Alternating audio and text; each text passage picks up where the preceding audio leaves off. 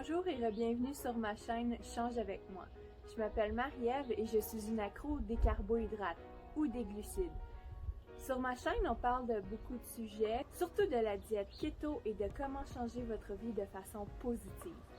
Aujourd'hui, je vous propose une vidéo sur la dépression saisonnière ou le trouble affectif saisonnier. Alors, si ça vous intéresse, je vous encourage vivement à partager cette vidéo, à aimer ma chaîne et à souscrire à cette chaîne. Alors, le trouble affectif saisonnier, qu'est-ce que c'est, qui en souffre et comment faire pour atténuer ses effets sur votre vie? La dépression saisonnière, en fait, c'est une dépression. C'est une dépression un peu particulière parce que les gens qui en souffrent commencent à avoir des symptômes dès le mois de septembre et ça peut aller jusqu'au mois d'avril. Ce trouble affectif survient lorsqu'il y a moins de lumière à l'extérieur.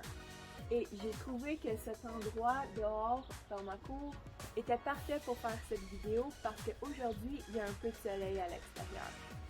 Il y a beaucoup de gens qui deviennent moroses pendant l'automne et l'hiver, mais la dépression saisonnière, c'est beaucoup plus intense que ça. C'est pour ça que c'est catégorisé comme une dépression. Dans la recherche que j'ai faite et dans les liens que je vais vous mettre dans la boîte ci-dessous, vous allez voir que les personnes disent qu'en général, environ 15 à 25% des gens qui habitent dans des pays nordiques, comme le Canada, peuvent souffrir d'un degré ou un autre de cette dépression saisonnière. Des Canadiens qui en souffrent, on estime que 4 à 6% vivent avec des symptômes beaucoup plus sévères. Et là, quand je vous dis sévère, c'est que ça affecte vraiment leur vie au quotidien. Comment on reconnaît si on est affecté par la dépression saisonnière?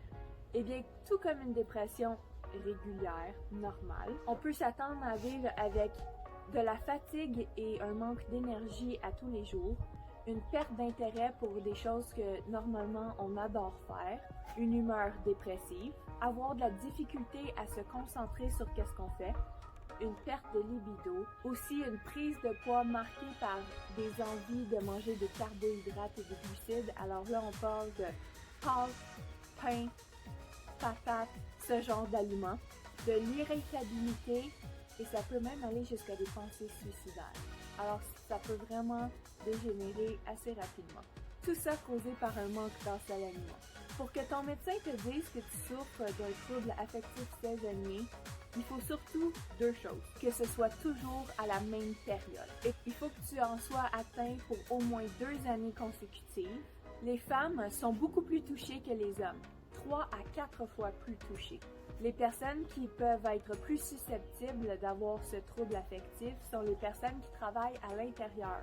Donc, si tu travailles dans un cubicule, dans un bureau où il n'y a pas de fenêtre, à journée longue, tu pourrais être plus touché que quelqu'un d'autre qui travaille à l'extérieur, par exemple. Comme je l'ai mentionné plus tôt, si tu habites dans un pays nordique, comme ici au Canada, ça augmente tes chances d'avoir cette dépression. On en parle sur ma chaîne aujourd'hui parce qu'évidemment, j'en ai été victime. Mais je veux vous parler des choses que vous pouvez faire pour éviter d'en souffrir vous. Je veux vous donner des mesures assez faciles à prendre que vous pouvez faire dans votre quotidien à chaque hiver pour être en mesure de ne pas avoir à vivre avec la dépression saisonnière. Comme dans plein de choses dans la vie, la prévention, c'est toujours ce qu'il y a de mieux. Il ne faut pas attendre d'avoir une maladie avant de faire quelque chose pour que ça aille mieux dans notre vie. La première chose que vous devriez faire, c'est vraiment simple, ça coûte rien du tout. C'est à tous les jours qu'il ne fait pas trop froid dehors, aller marcher dehors. Allez prendre un bain de lumière naturelle. Ça va vous faire du bien au moral, vous allez bouger, ça peut vous aider à votre maintien et votre contrôle de poids, mais ça va vraiment vous aérer le cerveau, ça va vous faire du bien. Allez marcher dehors, c'est vraiment simple. Dans la même catégorie, l'exercice physique en général. Alors, aller au gym. Bon, là, c'est sûr qu'en temps de pandémie, c'est beaucoup plus difficile, hein? Mais en temps normal, si tu as accès au gym, t'assurer de continuer à aller au gym ou de commencer à aller au gym durant les mois hivernaux, ce serait vraiment une excellente idée.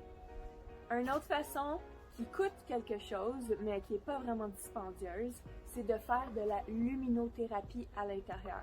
Alors si, comme je l'ai mentionné plus tôt, tu travailles dans un cubicule à longueur de journée, si j'étais toi, je me procurerais une lumière pour faire de la luminothérapie. Je vais mettre dans la boîte ci-dessous celle que j'ai, mais il en existe beaucoup sur le marché.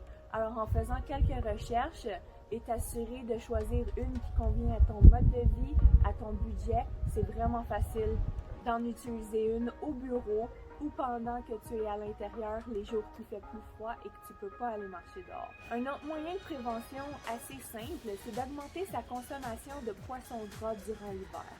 Alors là, on parle de maquereau, on parle de saumon et des sardines. Si vous aimez les sardines, c'est un très bon poisson à consommer avec beaucoup d'oméga 3.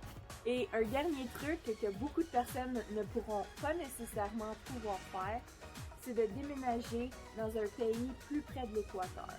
Ou, si vous pouvez vous le permettre, à votre retraite ou prendre des vacances dans un pays chaud, dans un pays où il y a beaucoup de lumière durant l'hiver, ça va vraiment vous aider. Se supplémenter avec un supplément de vitamine D, moi je trouve que ça m'aide vraiment. C'est pas nécessairement dispendieux et vous pouvez encore une fois faire des recherches afin de savoir quel supplément vous irait le mieux. La clé dans la supplémentation de vitamine D, c'est de commencer à la prendre graduellement et d'augmenter la dose. Si ces trucs ne t'aident pas ou que tu vois aucun changement et que tu penses avoir un trouble affectif saisonnier, je te recommande vraiment d'aller voir ton médecin et d'en parler avec lui ou elle, ou ton équipe de santé. Fais pas comme moi, attends pas que ça dégénère et que ça devienne une dépression hors de contrôle. Alors c'est sûr qu'il y a la route des médicaments. Si la luminothérapie ça fonctionne pas pour toi, il faut trouver une autre façon de soulager tes symptômes. Tu peux pas continuer à souffrir comme ça sans rien essayer. Quand je me suis fait prescrire des antidépresseurs pour mon trouble affectif saisonnier, on m'a prescrit du Zoloft ou de la sertraline. Mais il en existe beaucoup de marques. Mon docteur a pensé que j'avais besoin de la médication parce que mes symptômes étaient vraiment prononcés. Je suis loin d'être une experte et je connais pas les effets secondaires de tous les médicaments normalement prescrits pour ce genre de dépression, mais dans les liens qui sont ci-dessous, surtout dans celui de Passeport Santé, vous allez trouver beaucoup d'informations sur les différents médicaments prescrits. Si ça vous intéresse, allez dans la boîte, trouvez le site de Passeport Santé, puis suivez le lien et lisez. J'ai aussi combiné la prise de médicaments avec la psychothérapie. Et ça m'a vraiment aidé. Je vous le recommande fortement si vous y avez accès. Depuis l'année 2018, depuis que j'ai souffert de ma dernière vraiment grosse dépression saisonnière, je n'ai pas vécu de rechute. Donc chaque année, au mois de septembre, je commence à utiliser ma luminothérapie. La luminothérapie, c'est efficace pour 85% des gens qui décident de l'utiliser et de l'essayer. Ça peut réduire de moitié les symptômes que tu peux éprouver. Et ce taux de réussite est comparable à la médication comme les antidépresseurs normalement prescrits pour aider à traiter le trouble affectif saisonnier. Une chose que j'adore de la luminothérapie, c'est qu'elle n'a pas beaucoup d'effets secondaires. Puis s'il y en a, c'est vraiment rare que les personnes en ont. Les effets bénéfiques de la luminothérapie se font sentir de 2 à 4 jours après avoir commencé à l'utiliser. C'est vraiment rapide. Mais ça peut prendre de 4 à 6 semaines pour avoir les effets maximum. C'est idéalement recommandé de commencer à petite dose à la fin du mois de septembre et d'augmenter jusqu'à la fin du mois de novembre. Ensuite, du mois de décembre à février, de continuer à l'utiliser, mais d'une manière quotidienne. Puis, une fois le mois de mars arrivé, tu peux commencer à réduire le temps que tu passes devant ta lumière de luminothérapie. Et je crois qu'une autre chose qui m'a vraiment beaucoup aidé cette année, c'est que le 4 février, ça va faire 6 mois que je m'alimente de façon keto. Personnellement, je garde mon total de glucides sous la barre des 30 grammes de glucides total par jour et j'ai trouvé que ça aide vraiment à stabiliser mon humeur. Alors pour faire un résumé, si chaque année, quand l'automne se pointe le bout du nez, tu commences à pas te sentir très bien. T'es plus triste, t'es déprimé, t'as tendance à engraisser, t'as plus le goût de rien faire. Peut-être que tu souffres d'un trouble affectif saisonnier et que c'est grandement le temps d'aller voir ton docteur ou ton équipe médicale et de leur en parler.